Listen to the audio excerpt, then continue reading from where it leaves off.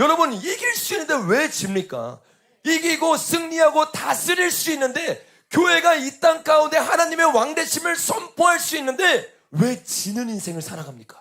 지지 마시길 바랍니다. 이제는 이기고 승리하시길 바랍니다. 이렇게 다스리는 성령이 오시고 교회가 주님 앞에, 이 교회는 언제 생긴 거예요? 이게 교회가 아니에요. 요 과정들을 거쳐야 교회가 되는 거예요. 그냥 앉아있으니까 내가 교회라고 착각하는 거예요. 그냥 모든 가정을 건너뛰고 교회가 천년왕국 들어간다, 교회가 천국 들어간다. 교회가 천국에 어떻게 들어갑니까? 정말 주님 앞에 꼬꾸라진 적도 없는데, 주님으로 부활한 적 없고 새로운 삶을 살면서 주님을 위해 살아간 적이 없는데, 주님이 승천은 이거 뭐라고 했어요? 부르심이라고 했잖아요. 부르심이 없어요. 이 땅의 부르심을 향해서 나아가고 있는데, 이 땅의 직분을 향해서 나아가고 있는데, 사람들의 인정을 위해서 나아갑니다. 돈을 벌어서 내가 성공하기 위해 나아갑니다. 주님이 골로새서 뭐라고 했어요? 땅의 것을 추구하지 말라. 근데 성도들이 다 땅의 것만 추구하고 있어. 어떻게 주님을 이용해서 돈 잘 벌까? 어떻게 아파트 잘 살까? 어떻게 집을 얻을까? 어떻게 자녀들 성공시킬까? 세상과 다른 게 무엇입니까? 남자를 고를 때, 여자를 고를 때도 마찬가지예요. 세상의 모든 기준을 다 하고 나서 예수 잘 믿는 사람. 여러분, 말이 안 되는 거예요. 예수를 잘 믿는 게 첫 우선순위로 돼야 될 줄 믿습니다. 세상의 기준이 저와 여러분 가운데 이 십자가 사건을 말미암아 다 사라져야 될 줄로 믿습니다. 요게 여러분 뭐예요? 창세기 1장에서 2장까지예요. 그 다음부터 하나님이 이 천년 왕국, 이 에덴을 만들고 나서 여기서 다스리는 교회를 만들어요. 그 교회가 뭐였어요? 건물교회가 아니었어요. 주님은 처음부터 건물교회를 만들지 않았어요. 주님 누굴 만들었습니까? 아담을 만들었어요. 하나님의 영이 거하는, 이 아담이 붉은 땅이라고 했잖아요. 예수의 피로 만든 이 아담이 에노시가 되기 전에, 에노시는 뭐랬어요? 영이 떠난, 성령이 떠난 전인 거예요. 그러니까 어떻게 돼요? 저주를 받을 수밖에 없어요. 여러분이 지금 다 고상한 척 앉아 있잖아요. 제가 고상한 척 설교하고 있잖아요. 성령이 없잖아요. 무서운 거예요. 두려운 거예요. 그래서 설교를 하면서 두려워 떨어야 되는 거예요. 설교를 들으면서도 두려워 떨어야 되는 거예요. 인생을 살아가면서도 두려워 떨어야 되는 거예요. 모든 사람을 속일 수 있어도 성령님을 속일 수 없어요. 하나님을 속일 수 없어요. 여러분, 내 안에 성령님이 없는 것 같다면, 내가 죄를 짓고 제 가운데 거하는 에노시가 되기 때문에, 아담이 아니라 오늘 주님께 은혜를 구하시길 바랍니다. 주님이 그래서 아담을 만드셨어요. 이 아담을 만들어서 주님이 새 아들 자녀를 낳게 합니다. 첫 번째 누구예요? 가인. 두 번째 뭐예요? 아벨. 그 다음에 이 둘이 싸우고 나서 주님이 새로운 종족을 만듭니다. 그게 누구예요? 셋이에요. 이 셋을 통해서 주님이 이 계보를 이어가기 시작해요. 셋 때부터 셋의 자손들이 어떤 이름을 불렀다고 했습니까? 우리가 나눴죠? 창세기 한번 보겠습니다. 창세기 4장 25절부터입니다. 25절부터 시작.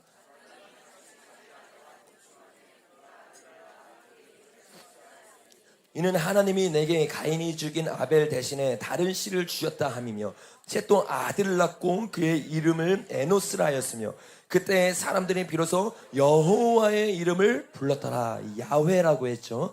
보라, 목자국을 봐라. 그러니까 예수님의 복음이 당연히 1장부터 2장까지 숨겨져 있는 게 당연해요. 왜? 그들은 야훼를 부르기 시작했어요. 주님의 십자가의 영광을 보기 시작했어요. 그러면서 예배를 드린 거예요. 여러분, 우리 하나님은요, 시공간을 초월하는 분일 줄로 믿습니다. 시공간은, 왜냐하면 차원이 다른 거기 때문에. 여러분, 이 면이잖아요. 여기서부터 여기까지, 여기가 처음이고 끝이에요. 우리가 처음과 끝을 볼 수 있어요, 없어요? 볼 수 있어요. 여기 왜? 여기는 2차원이고 우리는 3차원이잖아요. 우리와 다른 차원에 계신 분이에요. 그러니까 처음과 끝을 당연히 볼 수 있는 분이에요. 그래서 주님이 이때부터 어떻게 했어요? 이 십자가의 계시를 예배드리는 자. 왜? 예배드리면요, 시공간을 초월하기 시작합니다. 계시가 임하기 시작하니까 2000년 후의 사건인데 알게 되는 거예요. 반대로 2000년 전 사건인데 알게 돼요. 그러니까 역사적 십자가가 아니라 현재적 십자가인 거야. 주님이 나를 위해 죽었다는 게 깨달아지는 거야. 주님과 함께 예배 드리시길 바랍니다. 그 이 셋 계열이 주님과 함께 예배 드리기 시작해요. 그러면서 이 셋 계열을 쭉쭉쭉 얘기하면서 주님이 주목하게 특별하게 보이는 사람이 있습니다. 그게 누구예요? 에녹이요. 여기서 어떤 족속이 나왔댔죠? 가인이 나왔죠. 가인. 이 가인의 흐름과 세세기의 것이 쭉쭉쭉 이어가는 걸 제가 2주 전인가 3주 전에 여러분과 함께 나눴어요. 그래서 이 가인의 아들이 누구라고 했어요? 에녹. 요 에녹은 누구를 위해 나아가요? 자기의 이름을 위해서 에녹 성을 만들어요. 뭐예요? 내 부르심을 따라가는, 내가 왕인 거예요. 내가 원하는 대로 나아가는 거예요. 근데 에녹을 주님 뭐라고 말합니까? 한번 읽어볼까요? 우리 중요한 구절이에요. 5장 24절입니다. 5장 24절 시작.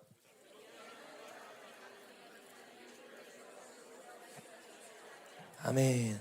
여기 데려가심이라고 말하는데 원어를 보면 취하심으로 해요. 취하심으로. 죽음 가운데 거하지 않고 주님이 이 에녹을 취해버렸어요. 왜 취했는지 아세요? 주님과 동행해서. 여러분, 이 동행이라는 의미가 모든 성경의 원어는 우리 뜻대로 해석하면 안 돼요. 사랑 말하면서 동성애까지 사랑하다고 말하잖아요. 왜 그런 거예요? 성경에서 말하는 원어 뜻을 이해 못하는 거예요. 사랑이 뭐예요? 진리와 함께 기뻐하는 게 사랑일 줄로 믿습니다. 그 동성애를 용서하는 게 사랑이 아니라 동성애를 회개시키는 게 사랑인 거예요. 그가 예수님을 믿을 수 있도록 만드는 게 사랑일 줄로 믿습니다.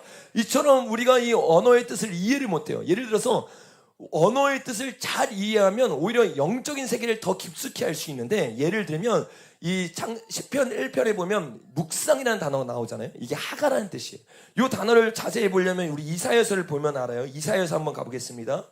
이사야서 31장입니다. 31장 4절 시작. 여호와께서 이같이 내게 이르시되 큰 사자나 젊은 사자가 자기의 먹이를 움키고 으르렁거릴 때. 아멘. 여기서 보니까 으르렁거릴 때가 하가라는 뜻이에요. 요 하가가 묵상이라는 뜻입니다. 그러니까 이 묵상이라는 건 뭐예요? 그냥 내가 그냥 속으로만 읊조리고 있는 게 아니라 내가 작은 소리로 읊조리면서 말하고 있는 건데, 내가 작은 소리로 읊조리면서 뭘 말하고 있는 거예요? 여기 보니까 문맥을 보니까 뭐예요? 먹이를 움키고 으르렁거리다 라고 말하죠. 강아지한테 먹을 거 주고 뺏으려고 그러면 어떻게 해요? 왜 으르렁거려요? 뺏길까봐. 묵상이라는 건 뭐예요? 말씀 한 번 듣는 걸로 안 된다는 거예요. 내가 일주일에 한 번 은혜 받았어. 놀라운 말씀이야. 깨어졌어. 눈물을 흘렸어. 그리고 똑같이 살아가. 왜 그런지 아세요? 묵상이 없어서 그래요. 영성은 묵상에서 나옵니다. 그래서 이 묵상이라는 것은 왜 영성이 묵상에서 나오냐면, 영성은요 눈물이 아니에요. 영성은 열매거든요. 열매를 맺으려면 고린도후서에서 뭐라고 말해? 근신하는 이 마음을 너희가 가지고 있다 해요. 근심하고 끝나는 게 아니라 그 사람들은요, 이 고린도 전서에서 강력하게 외치거든요. 그러니까 고린도 전서와 후서 그 기간 동안 이 성도들은요, 그 메시지에 찔려서 다른 생각을 하지 않는 거야. 근심하고 있는 거야. 이게 뭐예요? 묵상하고 있는 거야. 근데 어떤 사람은 여기서는 아멘하고 눈물, 콧물 다 흘려놓고 나갈 때는 월요일날 말씀 제목이 뭐였어요? 라고 물어보면 기억이 안 나. 말씀 제목이 내용이 뭐라고 했으면 기억이 안 나. 그게 영성이에요.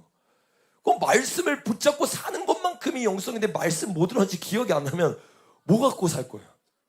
맞잖아요? 그냥 찬양과 그냥 기도와 그냥 눈물 콧물 다 흘리면 은혜 받다고 착각하는 거예요. 여러분, 실제적인 영성을 추구하시길 바랍니다. 그래서 이 사람들은 어떻게 하는 거예요? 하가가 뭔지를 깨닫는 거예요. 구약시대 사람들은. 주님이 묵상하라는 것은, 밤낮으로 묵상하라는 것은 여러 말씀을 읽으라는 게 아니라 주님이 내게 주신 말씀을 일주일 동안 오늘 줄 강단에서 이 메시지가 선포되잖아요. 그럼 이 메시지를 일주일 동안 살아내는 거예요. 계속 생각하는 거예요. 주님, 이렇게 살기를 원합니다. 이렇게 나아가기를 원합니다. 그러면서 어떻게 하는 거예요? 길가밭에 떨어진 밭이었어요. 우리 밭이. 근데 묵상하면서 기경하기 시작하는 거예요. 기경을 안 하니까 어떻게 해요? 먹이를 낚아채가는 거예요. 누가? 까마귀가, 새가 날라와서 낚아채버려요. 그러니까 다 잊어버리고 내가 원하는 대로 살아가요. 여러분, 묵상하면서 말씀을 지키시길 바랍니다. 말씀은 지키는 만큼 열매를 맺게 되는 거예요. 저번 주 말씀 기억나세요? 기억이 안 나잖아요. 여러분, 다음 주에 물어봤을 때 이번 주 말씀이 기억나야 될 줄로 믿습니다. 계속 묵상하시길 바랍니다. 여러분, 이처럼 이 원어의 의미를 정확하게 알 때 우리가 어떻게 사랑해야 되는지, 어떻게 묵상해야 되는지를 정확하게 알 수 있어요. 여기 이 에녹의 말씀도 마찬가지예요. 하나님과 동행하다라고 말하는데, 동행의 의미를 우리가 잘 몰라요. 친구처럼 주님과 동행하고 주님과 함께하는 거, 주님과 사랑하는 거, 막 기도하면서 임재 가운데 들어가서 주님, 내가 주님이 너무 좋습니다 가 동행이라고 착각해요. 그러니까 동행이 안 되는 거예요.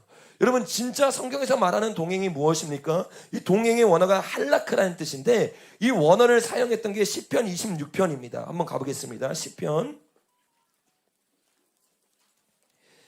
26편에 가면 똑같은 단어가 적혀져 있는데 어떤 단어를 쓰였는지 우리가 좀 살펴봤으면 좋겠어요. 26장 3절입니다. 시작. 주의 인자하심이 내 목전에 있나이다. 내가 주의 진리 중에 행하여. 여기서 동행과 같은 게 뭘까요? 뭘 것 같아요? 자, 우리 잠언 20장 한번 가보겠습니다. 잠언 20장 여기 한번 꽂아놓으시고 잠언 20장입니다.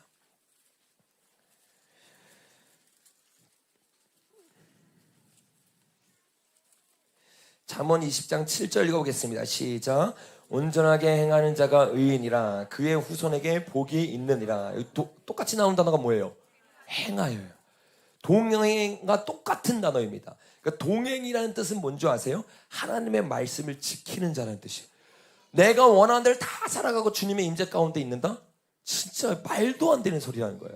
기름 부음을 내가 느낀다? 기름 부음 느낄 수 있어요. 누구도 지옥 가는 사람 불법을 행하면서도 기름 부음을 느껴요. 은사를 느껴요. 임재가 뭔지는 알아요. 여러분 심지어 사울도 임재가 뭔 줄 알아요. 그래서 사무엘에게 뭐래요? 같이 예배 드려주세요. 임재를 이용하는 거죠. 내 입맛에 맞게. 근데 진짜 동행하는 자, 입맛에 맞게 임재를 이용하는 자가 아니라 진짜 동행하는 자는 뭐냐면 온전히 행하는 자가 의인이라. 시편 26절 3절에 보니까 뭐래요? 주의 인자하심이 내 목전에 있나이다. 내가 주의 진리 중에 행하여. 삶의 방식이 내 방식이 아닌 거야. 누구 방식이 되는 거예요? 하나님 방식이 되는 거야. 그 사람이 동행하는 사람일 줄로 믿습니다. 이 에녹은 어떻게 했어요? 가인의 뜻을 따랐어요. 가인의 뜻이 여러분 뭐라고 말했어요? 우리가 자세히 나눴죠. 저기 그 계시록 앞에 뭐죠? 저기 유다서에 보니까 가인의 길을 행하는 자요라고 말했어요. 이 가인의 길이 뭐예요? 내 살이 사욕대로 행하는 거. 사사기 2장에서 말한 것처럼 왕이 없는 것처럼 내 멋대로 법을 정해서 나아가는 것. 이게 뭡니까? 동행하지 않는 삶이에요. 뭐라고 말합니까? 두 사람이 마음이 같지 않으면 어떻게 동행하겠느냐? 동행을 못 한다는 거예요. 왜? 마음이 같지 않으니까. 뜻이 굴복되지 않았으니까. 그래서 주님이 우리와 함께 동행하기를 원해요. 이 동행의 뜻이 세 가지인데 아까 봤던 것처럼 삶의 방식을 따르는 것, 걷다, 산책하다는 뜻이 있어요. 그래서 주님이 우리와 동행하기 위해서 우리를 어디로 부르세요? 산으로 불러요. 여호와의 산에 오를 자 누구인가? 여호와의 산에 오르는 것은 그냥 내가 임재 가운데 있습니다. 죄 다 짓고 원하는 대로 다 살고 아니라는 거예요. 곧 뭐예요? 손이 깨끗하며 뭐래요? 마음이 청결하며 또 뭐예요? 뜻을 허탄한 데 두지 아니하며 내 뜻이 사라진 거예요. 주님께 굴복된 거예요. 주님이 왕되심을 인정하는 거예요. 에덴에선 주님과 동행이 일어났어요. 왜? 주님의 다스림을 받는 교회가 됐기 때문에. 내가 죽고 예수로 살고 성령님을 왕으로 모시는 교회가 됐기 때문에. 그런 교회니까 어떻게 해요? 왕으로 땅을 다스릴 수 있는 거예요. 저와 여러분이 왕으로 땅을 다스리길 원하시죠? 그 전에 주님과 동행이 먼저 있어야 되는 거예요. 제가 늘 말하잖아요. 링컨이 전쟁 가운데 뭐라고 해요? 부하가 와가지고 우리 이기게 해주십시오라고 기도합시다라고 말하니까 아니라는 거야. 우리가 하나님 편에 서기를 위해 기도해야 된다는 거야. 여러분 하나님 편에 서기를 예수님의 이름으로 축복합니다. 그 동행 가운데 들어가는 자 그게 에녹이었어요. 에녹이 주님 법대로 살아가니까 그냥 그 사람은 이 땅에서 하나님 나라 백성으로 살아가는 거예요. 그러니까 주님이 야 너는 이 땅 백성이 아니구나 올라와 취해버리는 거야. 하나님 나라로 꽂아버리는 거야. 여러분 꽂아줘야 되지 않겠습니까? 우리가 들어가야 되잖아요 하나님 나라에. 근데 우리는 어떻게 이 땅 백성처럼 살아가고 있어요. 여러분 이 에녹 뒤에 주님이 에녹을 통해서 주님의 메시지를 전하기 시작해요. 에녹이 하나님 나라에처럼 살아가니까 에녹은 주님과 동행해요. 근데 예레미야 9장에 보니까 뭐라고 해요? 하나님의 나라에 전략 회의실이 있어요. 거기서 보면 이 땅을 위해서 하나님이 어떤 계획을 갖고 있는지 예레미야에게 말씀 주시고 예레미야가 그 계획을 알았기 때문에 눈물을 흘리며 눈물의 선지가 됐어요. 이 에녹도 마찬가지예요. 주님의 마음을 깨닫기 시작하니까 우리가 가인계를 나눌 때 나눴던 것처럼 아들을 낳을 때쯤 주님이 계시를 줘요. 그 아들의 이름이 뭐라고 했죠? 무드셀라. 내가 아까 뭐라고 했죠? 이상하게 유튜브 제목을 적었는데 무드셀라예요. 이 무드셀라의 뜻이 뭐라고 했어요? 그가 죽으면 심판이 오리라. 주님과 동행을 나누니까 교제를 나누니까 주님이 알려주기 시작해요. 이때부터 이 계율들이 쭉쭉쭉 이어가기 시작해요. 이 아들이 누구라 했어요? 라멕의 아들이 누구였죠? 노아. 우리가 여기까지 저번에 자세히 나눴습니다. 요 뜻들이 뭐라고 했어요? 무드셀라가 심판이 오신다. 요게 이 라멕이 능력 있는 자. 다니엘 9장에 보면 능력 있는 자가 누구라고 말해요? 만왕의 통치를 한 자, 철장을 이기는 자. 그게 누구예요? 예수 그리스도예요. 그래서 우리가 저번에 보았던 것처럼 성부, 성자, 성령을 나타낸다고 했어요. 무드셀라가 어떻게 했어요? 심판을 명하시는 하나님을 알고, 근데 하나님이 심판을 내리길 원하시는 분이었던 거예요? 아니었어요. 우리의 아버지였어요. 그래서 인류에서 가장 많이 산 사람이 누구라 했어요? 이 사람 몇 살? 969살을 살아서 1000년 가까이 동안 주님이 어떻게 했어요? 참고 또 참은 거예요. 오늘 여러분 이 자리에 왜 앉아있는 줄 아세요? 주님이 참았기 때문이에요. 주님 참지 않으면 우린 지옥에 떨어질 사람이에요. 이 자리에 앉아서 내가 지금 다시 복음을 들을 기회가 내게 있다는 것, 내가 복음을 선포할 기회가 있다는 것, 이게 사랑이에요. 이 사랑을 깨달으시길 바랍니다. 1000년이 가도록 주님이 참았어요. 언제까지? 이 라멕이 몇 살 살았다 했어요? 777살. 라멕이 죽을 때까지, 아들을 죽는 것을 볼 때까지 무드셀라가 살았어요. 아버지의 마음을 느끼기 시작해요. 주님의 마음을 느끼기 시작하는 거예요. 이게 뭐예요? 이 에녹을 통해서 계시되기 시작하는 거예요. 성부, 성자, 성령 우리가 나눴죠. 이 성부, 성자, 성령을 통해서 뭐가 나와요? 교회가 나와요. 똑같은 순서로 가고 있는 거예요. 그 교회가 뭐랬어요? 방주 안에서 이 성령의 충만한 노아가 들어있어요. 여러분 보세요. 우리 6장 1절 볼까요? 6장 3절 우리 같이 나눴었는데 3절 시작. 여호와께서 이르시되 나의 영이 영원히 사람과 함께하지 아니하리니. 그들이 죄를 지어요. 그래서 혼합하기 시작해요. 그러니까 하나님의 영이 그들과 함께 한대요, 안 한대요? 안 해요. 이 모세 시대의 교회가 사라져가고 있었어. 하나님의 영이 거하는 아담이 아닌 에녹이가 되고 있었어. 근데 에녹을 통해서 복음을 들었던 이 자녀들, 그 가운데 노아는 어떻게 했어요? 성령에 충만했어요. 뭐라고 말합니까? 9절 시작. 이것이 노아의 족본이라. 노아는 의인이요 당대의 완전한 자라. 그는 하나님과 동행하였으며. 세상 사람들이 세상 법대로 지 법대로 마음대로 살아가고 있을 때 주님의 법에 굴복되어 있어. 주님과 동행하기 시작해. 그랬더니 이 노아는 뭐예요? 아담이었어요. 영이 거하고 있어요. 영이 거하고 있지 않은 가짜 교회들 주님이 다 부셔버렸어요. 그래서 교회에 먼저 심판이 임하는 거예요. 교회에 성령이 없잖아요. 마지막 때, 여러분 마지막 때가 아니라 그냥 진노만 임해도요, 신사참배 때 보세요. 교회 다 박살나잖아요. 성령이 있었던 초량교회만 버티잖아요. 저와 여러분도 교회잖아요. 성령이 없으면 마지막 때 오면 다 무릎 꿇고 죽습니다. 성령이 충만하길 예수님의 이름으로 축복합니다. 성령이 임했던 노아가 딱 나왔어요. 내리자마자 아라랏산에서 내리자마자 뭐예요? 나무를 심어요. 어떤 나무? 포도나무. 포도주를 마셔요. 성령에 충만했죠. 성령에 충만한 자를 충만하지 않다는 함이 어떻게 해요? 손가락질한 거예요. 왜 그렇게 사냐는 거예요. 어떻게 됩니까? 여기 우리가 나눴던 것처럼 이 계열이 함의 계열로 되면서 니므롯이 나오기 시작하고 블레셋이 나오기 시작하고 바벨론, 수많은 적그리스도의 나라들이 나오기 시작해요. 여러분 우리가 성부, 성자, 성령 하나님을 만나야 될 줄로 믿습니다. 이들을 통해서 주님이 다 만들고 노아에게 세 아들이 있었어요. 함 말고 또 누가 있어요? 야벤 말고 누가 있어요? 셈이 있어요. 이들을 우리는 뭐라고 불러요? 한번 따라해보겠습니다. 남은 자들. 주님은 항상 남은 자를 통해서 일하는 거예요. 구루터기를 통해서 일해요. 그래서 이사야에 보면 남은 자가 나와요. 구루터기가 나와요. 수많은 하나님의 뜻과 상관없이 살던 자들은 다 죽었어요. 그리고 주님이 사랑의 하나님이기 때문에 진멸시키는 게 아니라 어떻게 합니까? 남은 자를 통해서 하나님의 계획을 이뤄가기 시작해요. 하나님의 계획을 이루면서 이제는 여호와 하나님을 찬양했던 이 나라, 아담이 주님의 나라를 이루고 하나님의 나라 천년 왕국을 이뤘던 것을 회복하기 위해서 하나님의 비전이 이 남은 자로부터 시작됩니다. 그게 뭐예요? 하나님의 나라를 선포하는 것, 이스라엘을 만들고 싶었던 거예요. 그래서 가나안 땅으로 그들을 인도하는 출애굽기까지의 과정이 뭐예요? 이 창세기의 과정이에요. 여러분 우리가 하나님 나라에 들어가는 백성이 되기를 원하십니까? 그러기 위해서는 우리가 어떻게 하나님 나라 백성이 될 수 있는가를 이 창세기를 통해서 봐야 돼요. 셈을 통해서 족보가 쭉쭉쭉 나고 또 다른 족보의 이 창세기가 멈춰요. 그게 누구예요? 아브라함이에요.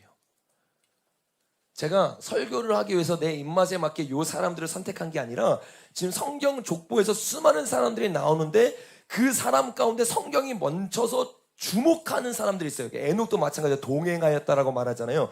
다른 사람은 낳고로 끝내요. 그 순서대로 제가 그냥 다 적은 겁니다. 근데 요 순서도 다 적으면 여러분 여기까지 딱 적잖아요. 그러면 창세기의 구조가 보여요. 아, 창세기에 이런 비밀이 있구나. 그것을 우리가 오늘 같이 살펴봤으면 좋겠어요.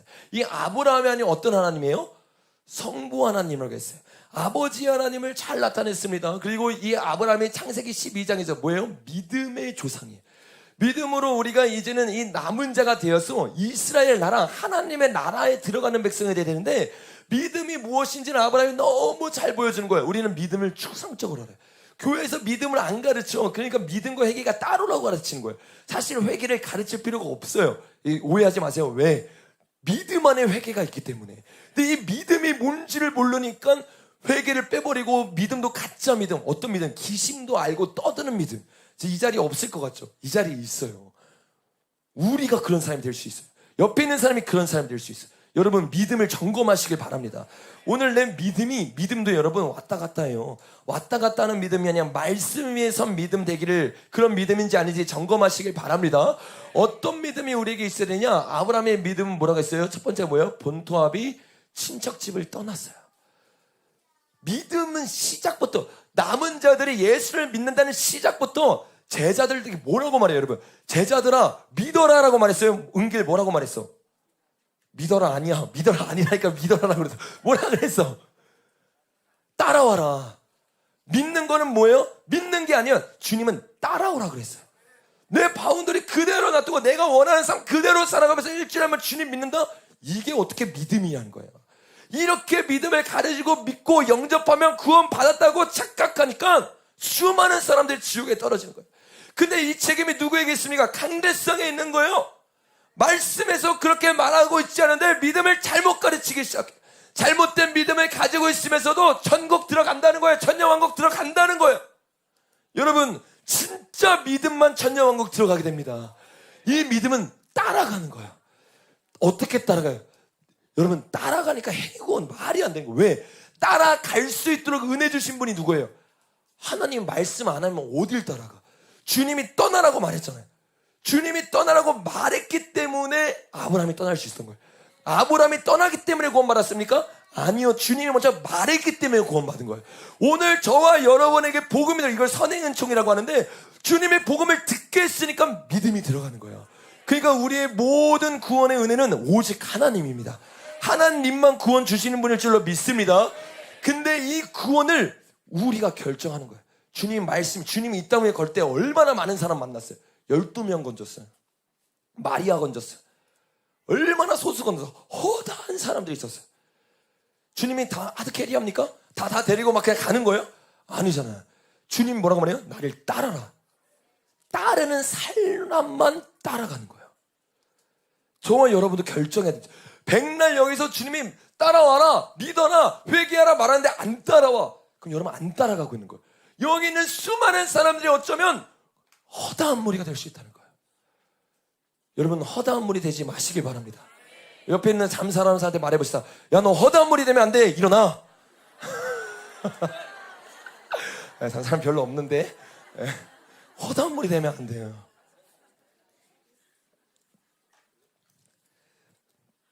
여러분, 이 본토압이 친척집을 떠났어요. 출애굽기 12장에서 그들이 떠났어요. 여러분도 떠나라는 건 직장을 떠나는 말이 아니에요. 무슨 말인지 이해하시죠? 내 세상적인 모든 세상을 떠나버려요. 내가 그동안 찾고 있었던 세상, 이 세상을 떠났어요. 그러면 끝나냐? 아니요. 믿음은 뭐라고 하냐? 믿음에서 믿음에 이르니, 영광에서 영광에 이르니. 내가 한 번 믿었다고 끝나는 게 아니라 믿음은 계속 자라나야 되는 거예요. 그래서 뭐예요? 씨를 심었어요. 복음이잖아요. 씨를 심고 끝나는 게 아니라 물을 줘, 햇빛을 받아. 왜? 계속 자라야 되니까. 우리의 믿음이 계속 자라야 돼요. 여기서 본토압이 집을 꺼놨는데 세상은 떠났어. 기독교 문화 안에 들어왔어. 근데 못 떠나는 게 있어요. 그게 뭔지 아세요? 한번 따라해보세요. 이스마엘의 영. 이 이스마엘의 영이 뭐예요? 세상의 방법이에요. 세상은 떠났어요. 근데 세상의 가치관은 아직 있어. 세상의 방법은 아직 내 머릿속에 있어. 이게 무서운 거예요. 행동은 바뀌는 것 같은데 내 뼛속은 안 바뀌었어. 우리가 그때 저기 어디냐, 에스겔 16장에서 나눴잖아요. 거기 보니까 성전에 딱 들어갔더니 성전인 줄 알았는데 거기 안에 애굽 우상들의 무늬가 섞여 있어요. 그 어디에 있었어요? 문을 열었더니 숨겨진 문이 있어. 문을 열었더니 거기 안에 애굽 문양이 있는 거야. 그 사람이 이렇게 교활해요. 주님 믿는 척, 주님 앞에 나온 척, 한 10년, 20년 하면 이제 진짜 사람들이 보기에는 뛰어난 신앙인이 되잖아요. 근데 세상에 방법이 안 바뀌어. 이 방법은 어디서 나는 거예요? 우리 저기 결혼 강의할 때 나왔잖아요. 내가 여자를 선택할 때, 남자를 선택할 때, 직장을 선택할 때, 대학을 선택할 때, 삶에 중요한 문제가 있을 때, 회사에서 문제를 해결할 때. 하여튼 어떤 분이 오셔가지고 얘기는, 왜냐면 앞을 편집하면 되기 때문에, 어떤 분이 오셔가지고 얘기를 하시는데, 어떤 얘기를 해? 직장 생활을 오래 했다는 거예요. 직장 생활을. 근데 그 직장생에서 말씀을 보는데 말씀을 붙잡고 신앙생활을 했는데 직장에 갔더니 거짓말 칠 수밖에 없는 환경이에요. 내가 서류를 가는데 그 뭐라 해야 돼? 그 위조 서류, 뭐 가라 서류를 만들어야 되는 그런 일을 했었다는 거예요. 근데 그조 설교가 뭐냐면 거짓말을 행하지 말라는 거예요. 딱 부딪히는 거예요. 근데 안 부딪혀, 많은 사람들은. 왜? 요게 세상의 방법인 건지 몰라. 안 비춰져. 계시가 안 된 거야. 그러니까 내 방법대로 나아가요. 이 사람은 어떤 사람이에요? 말씀대로 살고 있는 사람이 아니에요. 말씀으로 어디까지만? 귀에 가려운 걸 긁어줄 때까지만. 내가 여기 와서 은혜 받을 정도만. 회개합당한 열매가 말씀이 내 삶에서 안 쳐져. 그 영성이 없어. 말씀이 기억이 안 나는 거예요. 내 삶에 문제에 딱 맞닥뜨렸을 때 말씀이 기억나야 되는데, 예수님 그러잖아요. 시험이 딱 왔을 때 말씀이 튀어나오잖아요. 여러분, 말씀이 튀어나오는 사람 되길 예수님의 이름을 축복합니다. 이 세상 방법이 안 좋아요. 그래서 어제 강사님 그걸 2시간 동안 얘기했어요. 직장에서 어떻게 싸워야 돼, 어떻게 말씀을 붙잡아야 되는지, 학교에서 어떻게 말씀을 붙잡아야 되는지, 치열하게 말씀대로 산다는 건, 말씀의 운명을 건다는 건, 말씀의 생명을 건다는 게 무엇인지. 여러분, 그게 뭐예요? 믿음이에요. 믿음은 다른 게 아니에요. 믿음은 굉장히 실제적인 거예요. 믿음, 여기 저기 저기 홍해 말고 요단강을 딱 건넜어. 여리고성이 앞에 있어. 근데 거기서 할례를 행하라는 거예요. 그게 믿음이에요. 믿음이 얼마나 구체적인데, 내가 그냥 예수님 믿습니다 이게 아니라, 내가 직장에 갔는데 주의를 지킬 수 없는 직장을 1,000만 원 준대. 근데 주의를 지키냐 마느냐, 얼마나 실제적이에요. 믿음은 굉장히 실제적인 거예요. 여러분, 이 믿음 앞에서 말씀으로 부딪히시길 바랍니다. 여러분, 어떻게 이 믿음이 강해져요? 로마서 10장에서 말합니다. 믿음은 들음에서 나고 들음은 그리스도의 말씀으로 말미암느니라. 하가를 하기 시작하고 묵상하기 시작하고 말씀을 읊조리기 시작하니까 세상의 방법보다 주님이 보이기 시작해요. 근데 어제 그 간증을 듣는데 놀라운 거예요. 왜? 주님의 방법을 선택했는데 길이 있어요, 없어요? 길이 있어요. 놀라운 거예요.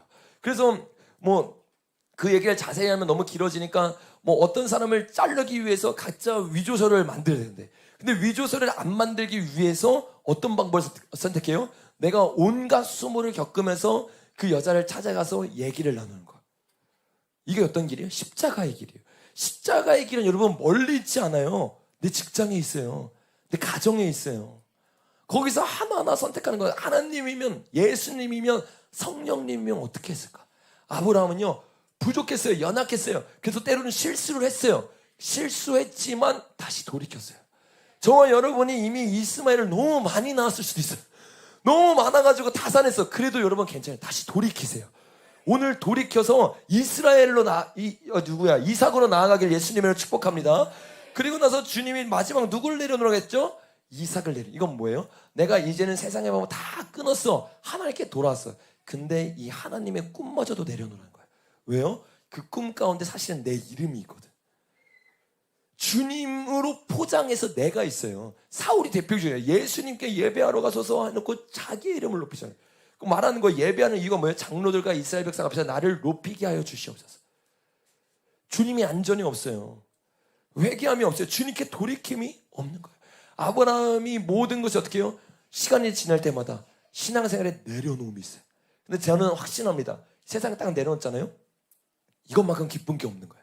제가 유튜브에서 예전에 호주에서 저기 태학 당해서 여기 한국으로 왔잖아요. 아시는 분은 아실 텐데, 그때 제가 총장실에 여러 번 계속 불려갔어요. 불려가서 맨 마지막에 그 총장님이 말한 거, 처음엔 저희 편인 것처럼 하다가 이제는 그게 안 되니까 이제 저한테 본색을 드러내서 말한 게, 영상을 내리고 그 교수님께 사과를 하든지, 교수님이 동성이 옳다고 했는데 뭘 사과라는 거예요. 이해가 안 되는 거예요. 하든지 태학을 당하든지 이렇게 얘기를 하는 거예요. 그래서 그럼 저는 영상 내리지 않고 퇴학 당하겠습니다 라고 딱 노트북을 덮고 멋있게 딱 나오는데, 그때 너무 흥분해서 노트북 덮을 때 노트북이 깨졌어요. 세게 닫은 게 아니라 거기 그 호스케치가 있었는데 이렇게 닫아가지고 거기 액정이 깨졌어. 그 내가 진짜 호주에서 1년 동안 번 돈으로 산 건데 그래서 딱 나오는데 그땐 깨진지 몰랐죠. 깨진 거 아니까 좀 슬프더라고. 근데 깨진 거 모르고 나올 때는 너무 기쁜 거야. 왜 기뻐요? 주님의 길을 선택했으니까. 주님을 위해서 나아가니까. 여러분, 내려놓는 게 어려운 거죠. 세상을 선택 안 한 게 어려운 거 같잖아요.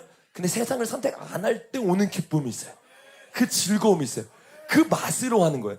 그 맛을 알면 그걸 계속 선택하게 돼. 더 놀라운 건 여러분, 그 맛을 보고 나오고 맛으로 끝나는 게 아니라 주님은 결과로 하나님이 살아계심을 나타내세요. 그 결과가 바로 이 교회예요. 교회가 생길 수가 없어요. 원래 저는 호주 갔다가 미국 가서 공부하고 싶어가지고 호주에서 돈 벌고 미국에 있는 신학교로 가려고 했어요. 근데 주님이 계획을 틀으셔가지고 이쪽으로 오게 하시고 여기서 저와 여러분이 만나고 이렇게 뜨겁게 예배드리고 주님께 기도할 수 있잖아요. 여러분, 주님을 따라갈 때, 순종할 때 주님이 역사하는 것을 경험하시길 바랍니다. 여러분, 이제 누군가의 얘기 듣는 걸로 끝나면 안 되잖아요. 우리 교회가 간증이 넘쳐야 되는 거예요. 하나님의 역사를 안 따라가니까 간증할 것도 없어. 왜? 고만고만하게 살아가는데. 아니, 발을 내디뎌야 뭐 간증을 하든 말든 할 거 아니에요. 파도에 내든 절벽에 떨어지든 뭔가를 해야 되잖아요. 여러분, 도전하시길 바랍니다. 주님을 위해 나아가시길 바랍니다. 그래서 이 세상의 방법, 세상의 방법, 꿈을 주님이 철저하게, 모세를 40년 동안 아무 양만치게 멀뚱멀뚱 양만 바라보고 있는 거예요. 40년 동안. 거기에서 어떻게 해요? 내 생각, 내 가치관, 내 모든 것을 어떻게 해요? 십자가에 못 박게 하는 거예요. 예수님이 아브라함에게 나타나서 말씀하셨어요. 떠나라. 떠나고 나서부터 주님의 일이 일어날 줄 알았더니 내가 죽을 때까지, 내 방법이 깨어질 때까지 하나님의 일도 내 방법으로 하려는 거예요. 여러분, 우리는 이 역사를 알잖아요. 빨리 죽는 게 최고입니다. 여러분, 빨리 죽으시길 예수님의 이름으로 축복합니다. 돌아갈 필요가 없어요. 여러분, 세월이 악합니다. 여러분이 결단하면 세월이 악하기 때문에 주님이 그냥 끌어올려 쓰세요. 아멘. 여러분, 아브라함이 그래서 누굴 낳았어요? 이삭을 낳았더니, 내 모든 걸 내놨더니 누굴 죽이래요? 나를 죽이라는 거야. 나를. 이삭이 어떻게 했어요? 나를 죽이기 시작했어요. 주님 앞에 내려놓기 시작했어요. 내려놓기 시작하고 이삭 다음에 여러분 누가 나옵니까? 야곱이 나. 이 나를 죽인 게 뭐예요? 예수 그리스도, 예수님 십자가 사건. 예수님이 부르시고 십자가 사건.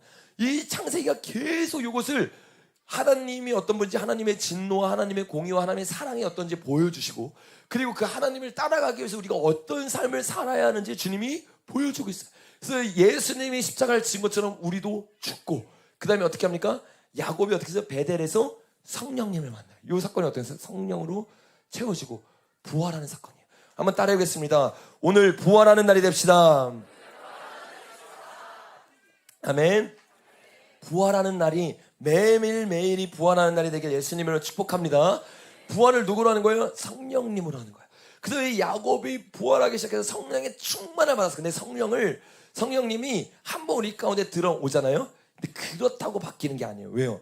성령을 근심케 하지 말라. 성령이 한번 딱 들어오면 내가 주니까 너 아무것도 하지 마 하면서 그냥 다 이끌어가는 분이 아니라 인격적인 분이에요. 내가 주님을 놓치면 성령님을 쫓겨나갈 수밖에 없어요. 왜? 힘이 약해서가 아니라 우리를 사랑하기 때문에 우리에게 자유의지를 주셨어요. 그래서 우리가 주님을 버리고 주님이 우리를 떠나는 게 아니에요. 그러니까 어떤 사람들 이게 착각은 한 번 구원은 영원군이 아니다가 주님이 우리를 버렸다가 얻었다가 부렸다가 얻었다고 착각해요. 그게 아니에요. 주님은 한 번도 우리를 버린 적이 없습니다. 아멘. 주님 입장에서 한 번 구원 영원한 구원인 거예요. 근데 우리가 그 구원을 차버리는 거야.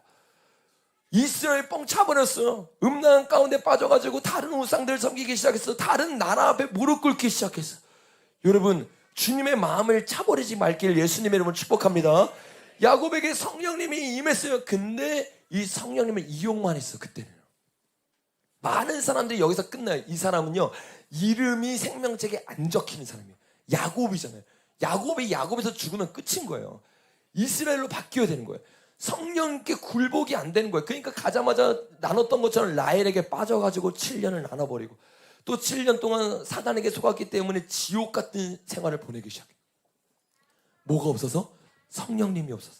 성령님께 굴복되지 않아서. 여러분, 성령님께 굴복되지 않으면 뺑뺑이 돕니다. 계속 돌아요. 이스라엘 백성들 계속 돌잖아요. 인생의 돌파가 안 일어나. 계속 여러분 삶에 쳇바퀴 도는 이유는요, 능력이 없어서, 스펙이 없어서 아니에요. 여러분의 이름이 안 바뀌어서요. 여러분의 이름을 위해서 열심히 살아요. 요 에녹처럼 안 죽는 거예요. 내가 언제 죽었어요? 이 야곱도요, 나중에 딱 삶의 끝자락이었어요. 어제 우리 간증하면서도 계속 뭐라면 믿음의 한계의 상황에서 믿음을 경험하려였나? 한계의 상황으로 나아가는 그 간증을 계속했어요. 끝자락을 주님이 계속 모시는 거예요. 왜? 내가 항복 안 하니까. 99%만 내드리고 1% 계속 내가 남아있으니까 한계의 상황으로 계속 밀어. 내 상황을 몰아쳐요. 왜? 주님이 우리 싫어서가 아니라 우리가 항복하고 우리가 결혼하고 싶었어. 밀고 밀었어요. 야곱이 딱 만나요. 그 형 이름 뭐죠? 에서죠. 에서한테 딱 걸려니까 이 앞에 딱 서서 주님 앞에 씨름하기 시작해. 인생을 배수진을 치고. 그때 어떻게 해요? 이 야곱이 죽었어요. 성령의 충만이면서 거기서 그냥 성령을 경험하는 게 아니라 성령을 경험하는 거, 은사처럼 주님 이용하는 거, 왔다 갔다 하면서 주님의 은사를 경험해서, 근데 어디로 들어가요? 분이엘로 들어가죠. 성령을 이용하는 자가 아니라 성령님과 교제를 나누기 시작해. 주님을 만나기 시작해. 그 안에서 야곱이 죽었어요. 이름이 어떻게 바뀌어요? 이스라엘로. 오늘 저와 여러분의 이름이 다 죽길 예수님의 이름을 축복합니다. 요 이름이 죽을 때부터 역사가 시작되는 거예요. 이때부터 하나님이요, 기가 막히게 이들을 확장시켜요. 여기는 이제 계속 한데, 이 야곱 때부터 어떻게 해요? 주님이 그 12명의 이름을 제가 오늘은 다 안 나눌게요. 시간이 없어서. 12명을 통해서 주님의 일들을 하면서 12 제자를 세운 것처럼 똑같습니다. 여러분, 12제자 중에 한 명이 죽고 한 명 마티아가 들어갔잖아요. 12명 중에서 요셉이 사라지고 한 명이 더 들어가요. 똑같은 구조로 돼 있어요. 그래서 주님이 야곱을 통해서 12명을 통해서 뭘 한 거예요? 교회를 세운 거예요. 교회. 12 아들을 낳았어요. 12 아들을 통해서 주님이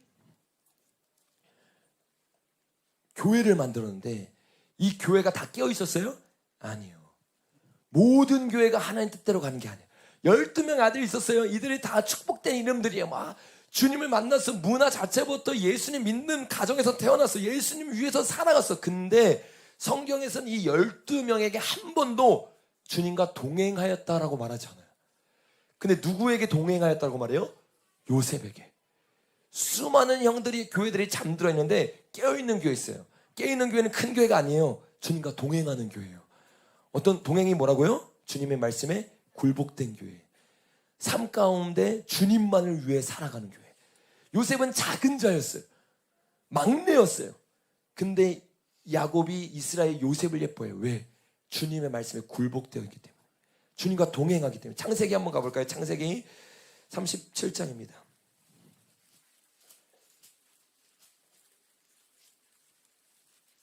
39장 볼게요. 39장 2절 시작. 여호와께서 요셉과 함께 하심으로 그가 형통한 자가 되어 그의 주인 애굽의 사람의 집에 있으니. 우리 21절 시작. 여호와께서 함께 하시고 그에게 인자를 더하사 간수장에게. 23절. 간수장은 그의 손에 맡긴 것을 무엇인지 살펴보지 아니하였으니 이는 여호와께서 요셉과 함께 하심이라. 이 짧은 한 장에 하나님이 요셉과 함께 하심이라가 3번이나 나와요. 강조하는 게 계속 하나님과 함께하고 하나님의 굴복된 삶. 상황과 환경과 상관없이 주님과 함께하니까 뭐라고 말해요? 형통하였다고 말해요. 형통하였다. 왜요? 반석 위에 집을 지은 거, 주님을 묵상하는 그 사람은 사시사철 어떻게 해요? 나뭇잎을 맺고 열매를 맺게 될 줄로 믿습니다.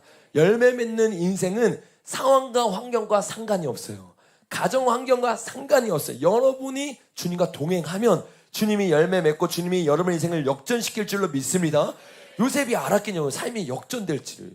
그냥 역전과 내 비전과 내가 커지는 거 상관이 없었어. 에녹은 뭐예요? 이 부르심이 아니라 그냥 주님과 동행하는 데 초점을 맞췄어. 근데 주님이 인도하시기 시작하는 거야. 여러분, 주님과 동행하기를 갈망하시길 바랍니다. 우리 교회가 그냥 커지는 교회, 그냥 부흥하는 교회, 뜨거운 교회가 아니라 삶에서 주님 앞에 굴복된 교회, 주님과 동행하는 교회 되길 예수님의 이름을 축복합니다. 그러니까 교회는 내가 세우는 거예요? 아니에요. 우리 모두가 삶에서 세우는 거야. 삶에서 여러분이 교회를 계속 건축하고 있어요. 지금 우리 저기 건물주가 계약 안 해준대요, 여러분. 기도해야 돼요, 지금.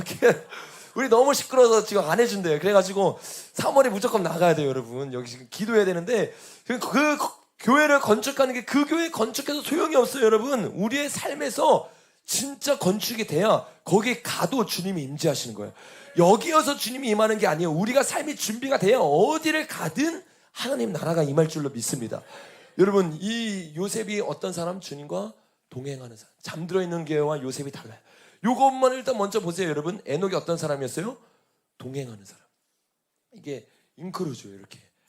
성부, 성자, 성령, 성부, 성자, 성령. 그리고 남은 자. 이 잉크루즈 형식에서 이 족보를 제가 임의로 선택한 게 아니라고 했어요. 여러분 성경을 보세요. 요 순서대로 중요한 거를 성경에서 말하고 강조하고 있습니다. 근데 여러분 잉크루즈 형식에서 제일 중요한 게 뭐라고 했어요? 가운데 자, 남은 자, 남은 자. 성부, 성자, 성령과 남은 자들이 뭘 하는 거예요? 동행을 하는 거예요. 이럴 때 하나님의 역사가 나타날 줄 믿습니다. 창세기의 핵심은 뭔지 아세요, 여러분? 그냥 한 명 한 명의 이야기가 아니었던 거예요. 주님이 이걸 통해서 내가 남은 자들과 동행하기를 원한다. 남은 자들이 동행할 때 마지막 때에 대한 심판을 에녹에 부어줬어요. 동행하기 시작할 때 요셉에게 뭘 보여줬어요? 7년 대환란을 어떻게 이겨야 되는지 보여줬어요. 마지막 때 많은 교회들이 있어요. 여러분 성부, 성자, 십자가 사건 지나고 성령 임하고 지금 교회 시대로 2000년을 쭉 가고 있잖아요. 근데 이 교회들이 잠들어 있어. 그 중에 여러분이 깨어있는 교회 되려면 요셉처럼 동행하는 교회가 돼야 되고, 동행을 하면 주님이 말씀을 하세요. 어떤 말씀? 마지막 때가 다가온다. 이 마지막 때를 준비하는 자들이 되길 예수님의 이름으로 축복합니다. 마지막 때를 준비해요. 주님과 동행하니까 이 요셉은 어떻게 했어요? 종교적인 삶을 살아가지 않았어요. 주님의 은사를 인정합니다. 꿈을 해석하기 시작해요. 모든 꿈의 해석이 모든 신들을 주관하는 우상들, 만왕의 왕을 주관하는 모든 분이 하나님과 하는 거예요. 귀신의 역사도 인정합니다. 그러나 그 귀신보다 더 강력한 성령님과 동행하기 시작하니까 이 요셉이 어떻게 해요? 총리가 되기 시작해요. 총리가 될 때 여러분 거기는 세상 문화였어요. 애굽 문화였어요. 이 세상 모든 문화 가운데 여러분 빌라델피아 같은 교회가 되길 예수님으로 축복합니다. 세상이니까 우리 이제 마지막 때 오니까 우리는 그냥 다 끝났다. 아니요, 여러분. 마지막 때도 직장에서 승리해서 치고 올라갈 수 있어요. 이 적그리스 시스템을 치고 올라갈 수 있어요. 4차 산업혁명 시작하면서 빅브라더 시스템 되잖아요. 빅브라더 시스템이니까 우리는 그냥 이제 직장 말고 딴 거 해야겠다. 그 직장에 치고 올라갈 사람이 생기게 될지어다. 그런 청년들이 일어나게 될지어다. 그게 다니엘이잖아요. 그게 다윗이잖아요. 그게 요셉이잖아요. 정치가 썩어 빠졌어요. 근데 그 정치를 바꿀 사람이 이 자리에서 나오게 될지어다. 그런 꿈과 비전을 가지고 있어야 되는 거예요. 그러니까 염세조의로 빠져가지고 이 비전을 잊어버리고 마지막 때니까 아무것도 안 하는 게 아니라 이 열정을 가지고 여러분 할 수 있다. 아멘? 이기는 자가 되시길 바랍니다. 진짜 이겨서 역사를 바꿔놔야죠. 이 어차피 한 번 사는 인생인데 이 역사를 바꾸고 가야 되지 않겠습니까? 한 획을 긋고 가야 되는 거예요. 내 힘으로 안 돼요. 성령의 충만한 자 되시길 바랍니다. 여러분 상황 바라면서 포기할 필요가 없어요. 요셉도 주님이 그냥 점프시키잖아요. 내가 있는 자리에서 최선을 다하는 거야. 내가 있는 자리에서 준비하는 거. 어떤 준비? 하나님을 만나기 위해서 내 세상과 세상의 방법과 꿈을 버려 나를 죽여요. 죽인 그곳 가운데 성령으로 채워지는 게 최고의 준비입니다. 준비를 되니까 이 요셉 다음에 뭐가 나와요? 동행하고 나서 7년 환난을 알려줘요. 환난이 먼저 왔습니까? 환난을 준비할 기간을 줬어요. 에녹에게도 기간을 줬어요. 오늘 이 시즌이 저와 여러분이 준비하는 시간임을 깨달으시기 바랍니다. 뭘 준비하느냐? 성령님과 충만한 교제를 나눠야 될 줄 믿습니다. 이렇게 되니까 여러분 어떻게 돼요? 7년 환난 때 다 굶어 죽는 게 아니에요. 주님이 그들을 구원하십니다. 그들을 통해서 나온 게 뭐예요, 여러분? 이스라엘이 뭐예요? 하나님의 나라예요. 하나님의 나라의 통치 가운데 들어갔어요. 누가? 내가 죽고 예수로 사는 자. 이 창세기에서 우리에게 말해주고 싶은 핵심이 뭐냐? 이제는 내가 원한 대로 사는 것을 내려놓으라는 겁니다. 오늘 이 순간부터 저와 여러분이 이 가인의 길, 에녹의 길을 따라가는 게 아니라 창세기를 우리가 2달, 3달 동안 쭉 나누고 이제 1장부터 50장까지 다 나눈 거예요. 요게 3장, 요게 4장부터 11장, 그리고 여기서 12장부터 50장까지. 이 내용들을 우리가 쭉 봤어요. 이 내용들을 여러분 듣고 끝나는 자가 아니라 아브라함처럼 실천하는 자가 되시길 바랍니다. 어떤 실천해야 돼요? 주님, 내 삶의 주인은 예수님입니다. 내 삶의 왕은 주님이십니다. 내가 의지했던 본토합의 친척지를 떠나게 하여 주시옵소서. 내가 오직 의지할 바 예수님만을 의지하겠습니다. 주님, 세상의 관점으로 여전히 사업하고 있었습니까? 내가 회사하고 있었습니까? 학교하고 있었습니까? 오늘 내려놓게 하여 주시옵소서. 세상에서도 직장에서도 가정에서도 주님만이 왕이십니다. 주님, 내가 주님의 비전을 이룬다고 내 이름 높이고 있었습니다. 내가 이삭처럼 예수님처럼 십자가에 못 박을 수 있는 역사를 보여 주시옵소서. 성령으로 채워지게 하여 주시옵소서. 그래서 잠들어 있는 교회가 아니라 다스리는 교회 되게 하여 주시옵소서. 이 다스리는 교회가 될 때 하나님이 준비하는 마지막 때 남은 자들이 저와 여러분 될 줄로 믿습니다. 그래서 이 시간 우리가 주님 앞에 왕이 오십니다를 찬양하면서 기도하면서 나아갈 때 주님, 왕의 오심을 준비하는 교회 되게 하여 주시옵소서. 우리의 삶이 깨어지게 하여 주시옵소서. 요셉이 주님과 동행했던 것처럼, 야곱이 주님과 동행했던 것처럼, 에녹이 주님과 동행했던 것처럼 굴복되게 하여 주시옵소서. 우리 말씀 기억하며 주의 연세만 외치고 기도합니다.